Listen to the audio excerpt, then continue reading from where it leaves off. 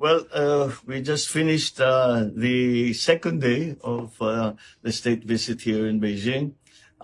We started the day with a meeting with the chairman of the People's Congress. And again, we had a very fruitful exchange of ideas and a beginnings of a plan for moving forward.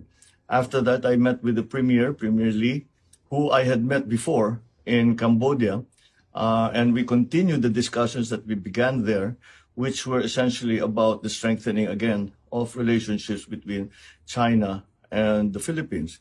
And with the next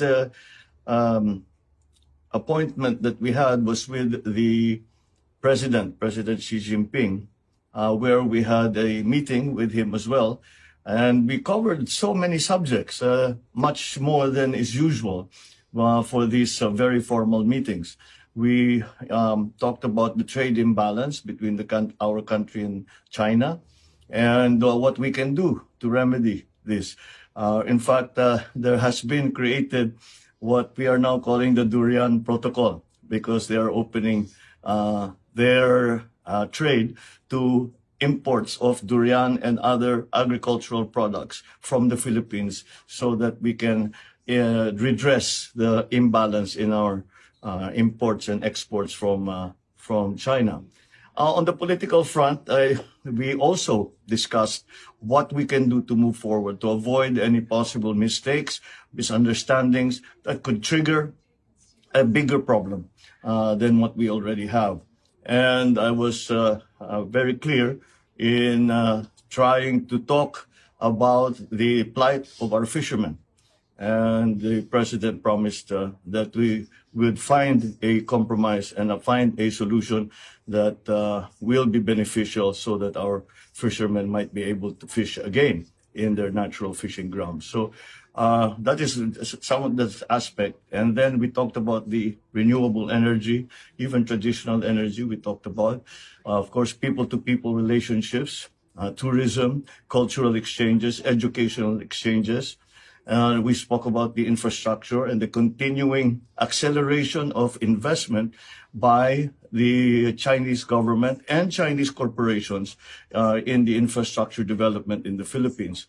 There was even an offer of a so-called soft infrastructure in terms of the digitalization of our bureaucracy, our government, and the connectivity to our people. So it has been a very wide-ranging discussion, and we talked at great length towards the end about climate change, because we are all very much in agreement. All the leaders that I have spoken to thus far are very much in agreement that this is a subject that we cannot leave alone, or it will come back to haunt us in the future if we do not prepare. So again, we said that we should come into partnership so that whatever experience we in the Philippines have, we can impart to them, the Chinese, and what China has experienced, they can also help us with the transfer of technology and the different strategies for the move to renewable energy.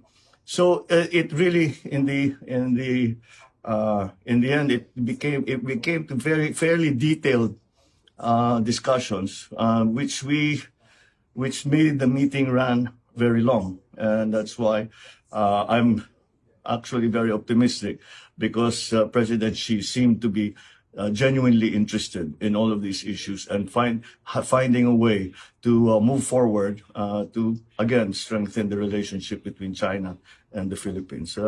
I'm quite gratified that we have made a good start, but it is but a start.